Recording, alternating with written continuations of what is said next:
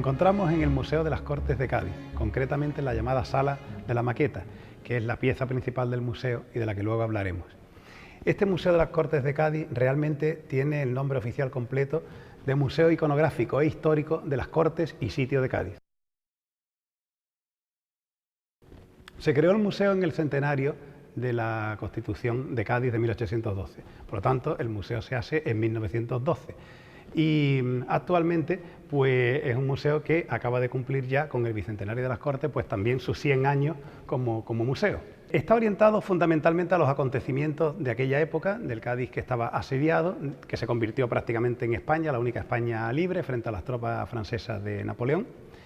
Y dentro pues se reunieron las Cortes, las famosas Cortes de Cádiz, generales y extraordinarias, constituyentes, que primero están en la isla de León, hoy ciudad de San Fernando, y luego pasan aquí a Cádiz, al inmediato oratorio de San Felipe Neri, y que dieron luz a la famosa Constitución, como digo, de Cádiz, de 1812.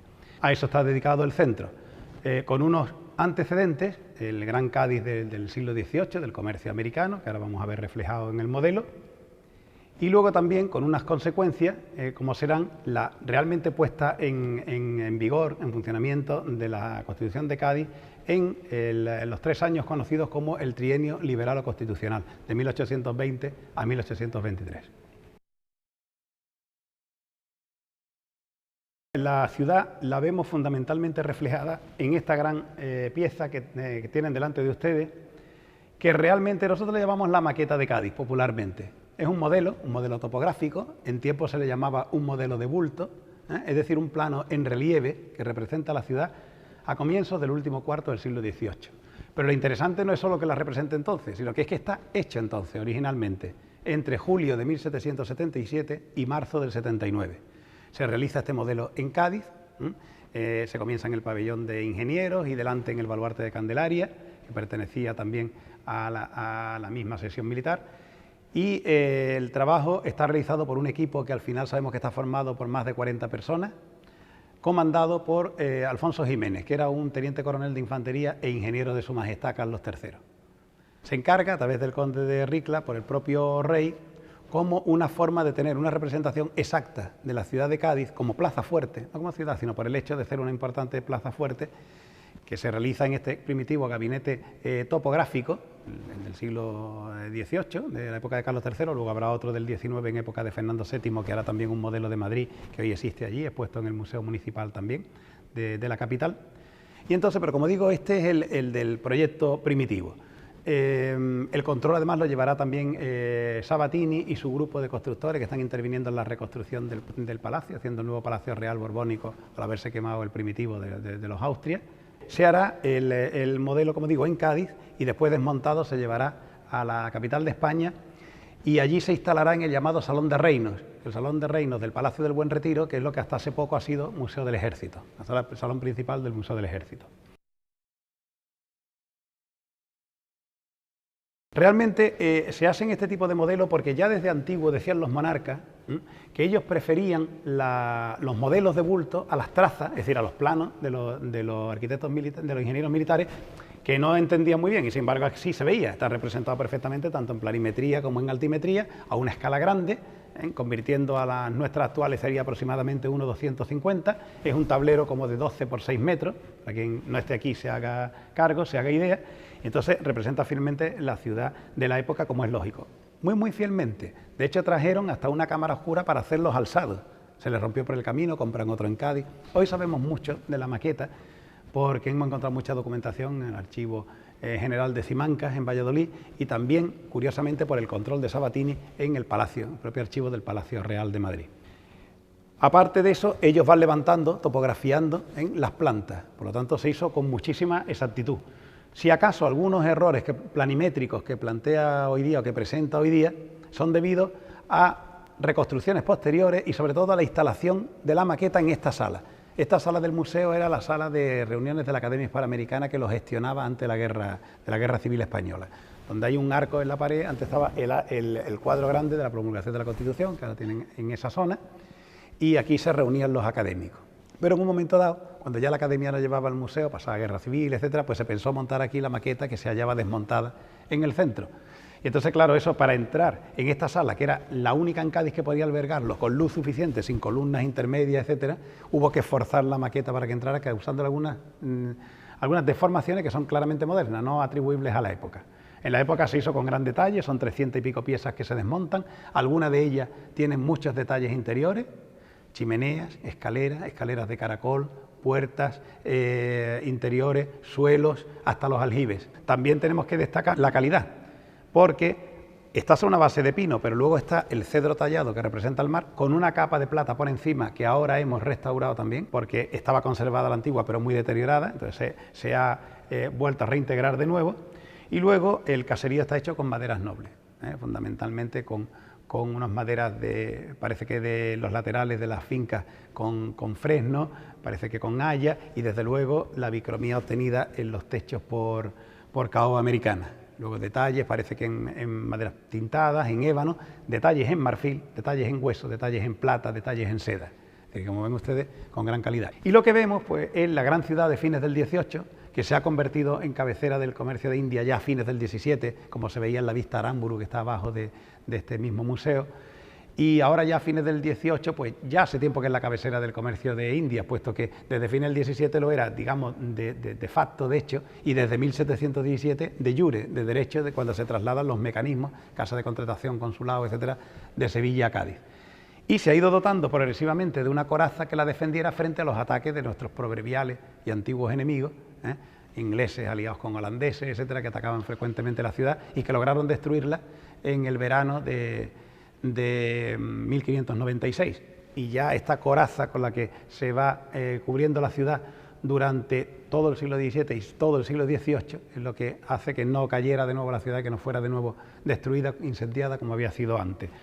Se van haciendo progresivamente todas las murallas, la última es la de aquí, la de Mediodía, que se llama el Campo del Sur, o antiguamente Banda del Vendaval, que esa es más una muralla contra el mar que contra los enemigos, porque ahí había un acantilado, como decían los antiguos, que tan a peña tajada que aquello bastaba. Las principales fortificaciones se desarrollan en la zona de lo que se llama la Puerta de Tierra. ¿Por qué se llama la Puerta de Tierra? Pues porque es la única que da tierra, porque en Cádiz todas las puertas dan al mar, el resto. Unas se llaman, de hecho, por antonomasia, las puertas del mar, la puerta de Sevilla, la puerta de la Caleta, etc. Y sin embargo hay una puerta de tierra, claro. Ese es el sitio peligroso por donde el enemigo puede entrar más fácilmente. Entonces, por eso se hace ese gran sistema de fortificación que aquí tenemos representado, que es el segundo sistema del mariscal de Vauban que fortificaba para Luis XIV en Francia en el siglo XVII, que aquí en el XVIII la adapta un gran ingeniero que fue Ignacio Sala, que luego irá de gobernador y fortificará en Cartagena de Indias y en otros sitios. Todo esto, lamentablemente, hoy día se tiró esta zona desde el año 30 y hasta el año 50, quedando solamente el lienzo más antiguo de la Puerta de Tierra conservado. Sin embargo, aquí tenemos todo representado, lo que se llamaba la zona de los glacis de defensa delante de las fortificaciones, bajo los cuales además se encuentran las llamadas en Cádiz cuevas de Mariamoco, que son ni más ni menos que las contraminas de defensa contra las minas de ataque que pudiera hacer el enemigo. Y la muralla que cerraba el puerto, lamentablemente, también se derribó a partir de 1906, porque se creía que era una expansión para la zona del muelle, del puerto de la ciudad, etc. Naturalmente, la ciudad está asediada por los franceses, que están, digamos, bombardeando la ciudad continuamente desde el lado contrario de la bahía. Pero quedaba un poco lejana para el desarrollo de la artillería de la época, a pesar de que se fundieron unas piezas especiales en Sevilla y demás. Pero quedaba muy a trasmano. Realmente eran los duelos artilleros entre las baterías de Matagorda, Trocadero, etcétera, con San Lorenzo del Puntal o Castillo de Puntal en Cádiz, lo que tenía, digamos, un enfrentamiento más directo. Pero claro, las bombas caían inopinadamente y algunos estragos hacían. Pero de hecho las cortes se vienen por seguridad de la isla de León a Cádiz, se establecen justo en el centro geométrico del intramuro. Nosotros estaríamos en el centro, está la torre del vigía fundamental oficial de la ciudad, porque la ciudad está llena de torrecitas de las casas de cargadores o comerciantes a India, porque querían ver sus barcos, si llegaban, si no llegaban, si salían, cómo venían. Pero luego hay una vigía oficial que lleva el nombre de Tavira por don Antonio de Tavira, el primero que vigilaba desde ahí con su catalejo y que hacía los libros oficiales de la vigía diciendo quién entra, quién sale de los barcos que quedan surtos en bahía, porque las embarcaciones de gran porte no llegaban al puerto de Cádiz por falta de braceaje, de fondo con el puntal que tenían. Entonces se desembarcaban en naves menores los efectos y las personas y quedaba surta en la bahía. Y entonces desde aquí se vigilaba. Pues eso es la Torre de Tavira y ahí muy cerca de la Torre de Tavira hay una cúpula de una iglesia que es el Oratorio de San Felipe, donde tuvieron lugar las cortes. ¿Por qué las cortes se reúnen ahí? Pues se reúnen por eso, porque en primer lugar está mucho más alejado de la artillería enemiga, porque además la propia forma elipsoidal de la iglesia se adapta muy bien para un congreso de diputados, para reunión y discusión de los padres de la patria sobre esta constitución que está para nacer. Y por tanto es un sitio, digamos, que venía muy bien. Naturalmente se desacralizó en cierta medida, porque se taparon las capillas con lienzo, etcétera. Presidía un retrato del rey en el exilio, Fernando VII, y un sillón vacío, dicen, representándolo con su dosel, etcétera. Y luego ya estaban pues, las mesas de los secretarios, de la presidencia, de los periodistas, etcétera, etcétera, ¿no? Pues todos estos personajes se desenvolvían en esta ciudad, en torno al oratorio, en torno a la actual diputación, que entonces era la aduana, o fue la aduana del 18, y que en ese momento se va a convertir en sede de la Regencia de España, o Regencia de España-India, va a tener ahí su centro. Y bueno, pues están las plazas que hoy se conocen en Cádiz, en esta época la mayoría son todavía huertas de convento, que luego se convertirán en zonas públicas en época posterior. Tenemos aquí destacada la Catedral Nueva de Cádiz, que está, como ven, realizada en marfil de una forma muy minuciosa. Los conventos, en Cádiz había muchos conventos importantes, conventos grandes. Luego algunos se han perdido, se han derribado a partir de la desamortización, pero en aquella época había grandes casas, la casa grande que decían, ¿no? Las distintas órdenes con frailes. ¿Por qué? Porque, como ya he explicado algunas veces, en cierta medida Cádiz se viene a convertir en una especie de portaaviones que lanza frailes a América para la cristianización, ¿no? Claro, lo que ocurría era que las flotas salían y entraban aquí. Entonces tenían que quedarse aquí los frailes mientras que encontraban flota para pasar a América, y viceversa cuando llegaban aquí, hasta que cogían otra combinación para moverse hacia el resto de España o hacia Europa, ¿no? La ciudad tenía también teatros, tenía un teatro principal que viene de la primitiva Casa de Comedia. Tenía una ópera italiana, que se llamaba así, y tenía también una tragedia francesa, porque aquí somos así, ¿no? Podemos decir la comédie française, como dicen ellos, y nosotros llamamos la tragedia francesa. Bueno, pues también existía en Cádiz. Y aparte de eso, algunos otros que fueron abriendo, ya en estos años, al final ya de esta época del asedio, abrirá también el Teatro del Balón. Claro, porque hay que tener en cuenta que la población estaba aquí constreñida, una población que se había multiplicado por 3 o por 4, con todas las tropas, con todos los representantes extranjeros, con todos los que se habían metido en la ciudad, en casas particulares que vivían los diputados, etcétera, y además estaba deseosa de alguna expansión, puesto que no podían salir por el asedio fuera de lo que era Cádiz y Isla de León, ¿no? Y entonces se desarrolla mucho, de hecho se representan mucho los sainetes de un gaditano, de Juan Ignacio González del Castillo, que había muerto, no vio su éxito porque murió en 1800 con la epidemia de fiebre amarilla, cuando también se hace el cementerio nuevo de Cádiz, que ha durado hasta hace pocos años, ¿no? Y antes se enterraban las iglesias, como saben ustedes. Entonces eso se representaba mucho porque naturalmente la gente estaba deseosa de eso, o la primitiva Plaza de Toros, de comienzo de la segunda mitad del 18, que a ella hasta asistió Nelson a alguna corrida aquí en tiempo, que luego nos asedió y nos bombardeó en más de una ocasión. Los ingleses han sido nuestros grandes enemigos, tradicionalmente nos han atacado muchas veces, 1596 con éxito, y ya sin éxito 1625, 1702, etcétera, continuamente. Nos han bombeado en 1797, la famosa escuadra de Jerwis, que es la que estaba Nelson, que por cierto intentó tomar las Canarias y es donde lo cogimos prisionero y perdió el brazo. Y lo soltamos, cosa muy quijotesca española que luego nos costó Trafalgar. Y es nuestro gran enemigo que destroza nuestro poder marítimo en Trafalgar, está claro. Pero ahora se cambian las tornas, y entonces ya España se une con los ingleses contra los franceses que nos han invadido sobre pretexto de pasar a Portugal, en fin, la historia conocida.